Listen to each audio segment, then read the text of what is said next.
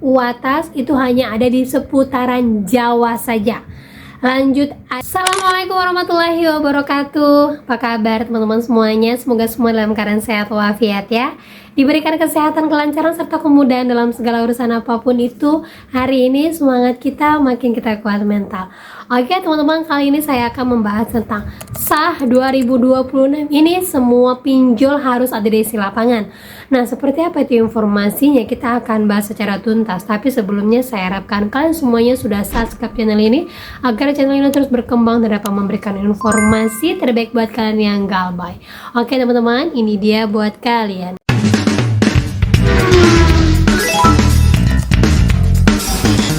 Oke teman-teman, sebelumnya saya mau informasikan dulu ya untuk Indosatku. Nah, ini lagi geger beritanya di sosial media manapun, yang mana mengatakan bahwa tidak pernah mengajukan langsung ditransfer, bahkan mau dikembalikan tetapi ditolak. Nah, seperti ini informasinya. Tolong siapapun kasih saya solusi. Tadi adikku WA bilang kalau dapat tagihan 25 juta dari Indosatku yang harus dibayar dalam waktu 10 hari. Awalnya dia ada pinjam sekali nominal 1 juta dengan Japo tanggal 18 Juni. Tadi sore dia bayarkan lunas. Habis itu ada notif limit naik dan adikku mengabaikannya. Gak lama ada notif lagi yang isinya tentang voucher 500 ribuan.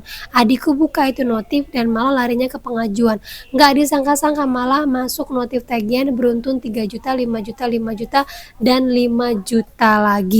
Jadi ibaratnya baru aja dilunaskan langsung dikirimkan lagi dengan link katanya voucher padahal ternyata pengajuan. Nah, ada yang punya pengalaman yang sama. Dia mengatakan, "Kak, sama banget kayak lumbung dana, lunasin minjem 5 hari kapok pakai tiba-tiba cair 20 jutaan, bunga 15 juta 10 hari. Cuman bisa bilang jangan dibayar.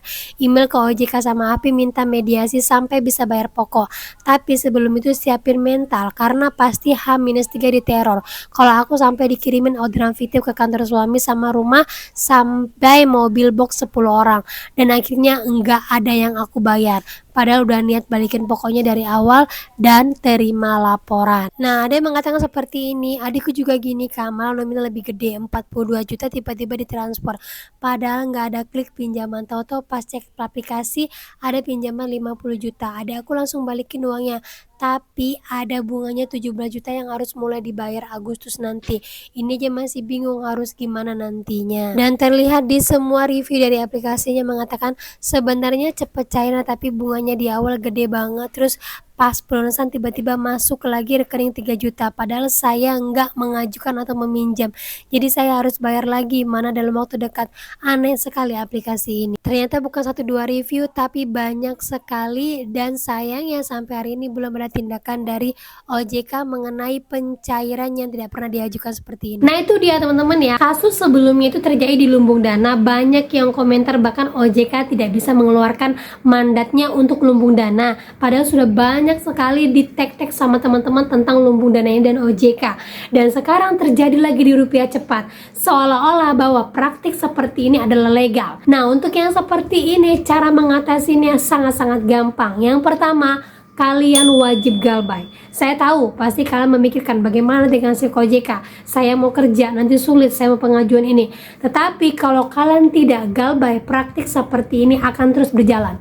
Karena apa? Kalau sudah galbay, otomatis riwayat akan buruk. Otomatis sistem mereka akan mencatat bahwa kalian adalah nasabah yang tidak bisa dilanjutkan untuk pinjaman. Ini udah banyak terjadi dan banyak yang berhasil ketika mereka galbay dulu. Ya, setelah galbay uangnya jangan digunakan terus nanti ajukan. Seandainya nanti ada penagihan langsung kalian tembak. Saya tidak pernah mengajukan ini buktinya bahwa saya tidak pernah mengajukan pinjaman. Saya sudah berusaha untuk mengembalikan tetapi dari pihak pinjol menolaknya. Maka kalau kalian menaik kepada saya akan kembalikan uangnya senilai yang udah cari kepada saya. Saya tidak mau bayar bunganya karena ini bukan pengajuan saya. Nah, seperti itu caranya. Karena kalau kalian tidak galbay, otomatis mereka akan mencatat terus nama kalian bersih dan kalian sebagai nasabah yang baik. Jadi untuk itu jangan takut untuk galbay karena memang inilah cara melawan pinjol.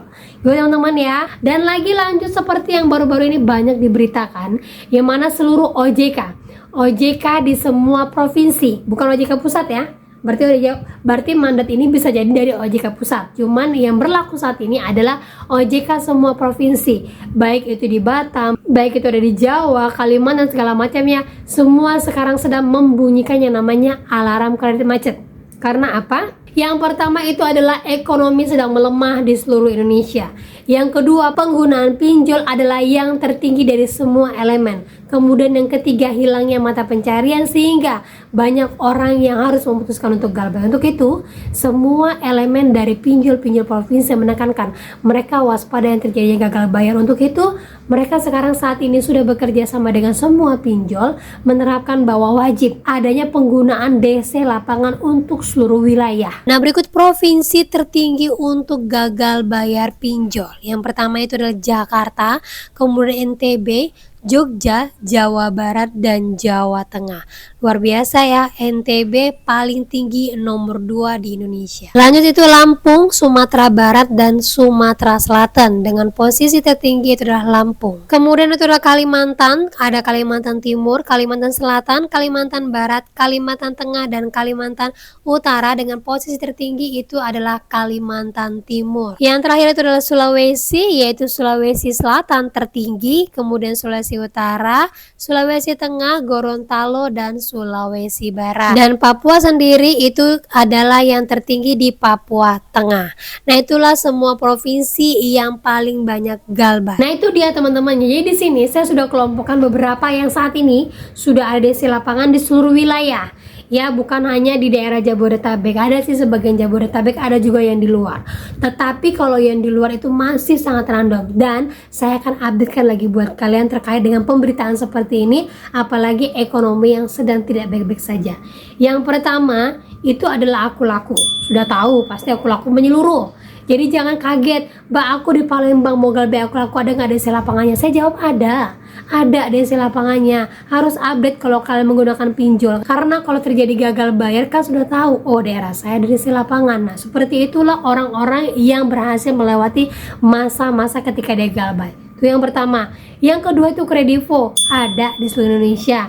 Lanjut lagi pinjam SP Letter, baru ada di wilayah Jakarta dan Jawa. Informasinya Jawa Tengah sudah ada DC lapangannya, tetapi masih sangat-sangat random ya. Lanjut lagi Home Credit di seluruh Indonesia ada. Lanjut lagi itu ada Indodana untuk wilayah Jawa semua ada. Lanjut lagi itu ada GoPay pinjam itu di wilayah Jawa dan Sumatera. Ingat ya. Kemudian lagi itu Julo Uatas itu hanya ada di seputaran Jawa saja. Lanjut ada Indosako di seluruh Jawa. Ya, sejauh ini Indosako paling parah, kemungkinan besar akan menyeberang ke Lampung. Itu informasi dari seorang teman ya. Saya lupa untuk men-screenshotnya kata-kata tersebut, karena informasinya ketika ada DC mengatakan bahwa dia akan datang ke rumah, gak berapa lama ada tamu yang datang ke rumahnya. Kebetulan yang menerima tamu adalah ibunya, jadi tidak bisa memastikan apakah benar itu dari DC. Cuman dia sampaikan sepertinya DC Indosako sudah mulai masuk ke wilayah Lampung, Mbak. Nah, kita jaga-jaga saja. Yang penting ini ambil sebagai informasi kalian, gitu ya. Kemudian lagi untuk Singa ID ada di seluruh Jawa. Lanjut lagi itu ada Samir ada di seluruh Jawa. Dan yang terakhir itu adalah Kredit Pintar. Kredit Pintar informasinya sudah sampai ke Medan ya. Kredit Pintar informasinya dulu-dulu kan masih ada di Jawa saja. Cuman saat ini udah ada beberapa teman yang didatangin di daerah Medan, hanya di kotanya saja, untuk di pelosok tidak ada. Nah, kita tidak tahu apa yang sedang digodok OJK saat ini dengan pinjol. Yang saya tahu kredit macet sekarang ini makin meninggi karena tekanan ekonomi yang semakin tinggi juga. Untuk itu kemungkinan pemerataan DC lapangan kemungkinan ada, tapi kemungkinan juga tidak, karena tergantung biaya dari pinjol-pinjolnya. Tapi kita anggaplah informasi ini sebagai informasi terbaru dari kita yang menguatkan mental kita dan memindset di otak kita bahwa DC lapangan itu datang wajar untuk mengingatkan dan menagih. Dan yang harus saya lakukan adalah siap-siap, saya harus nyalakan kamera sebagai bukti ya. Karena apa? Kalau DC-nya baik, ya otomatis kita akan terima baik. Tapi kalau DC-nya jahat, kita sudah ada bukti untuk segala tindakan mereka. Buat teman-teman ya, DC lapangan juga tidak perlu ditakutkan karena mereka manusia. DC lapangan tidak perlu diberikan uang bensin karena mereka sendiri sudah dapat jatah dari kantor mereka. Yang harus kalian lakukan adalah jangan pernah janji bayar, jangan nego ke DC, dan jangan pernah bayar apapun ke DC ataupun nego apapun ke DC, karena kalau itu terjadi otomatis penipuan 100% sudah kalian alami. Gitu teman-teman ya.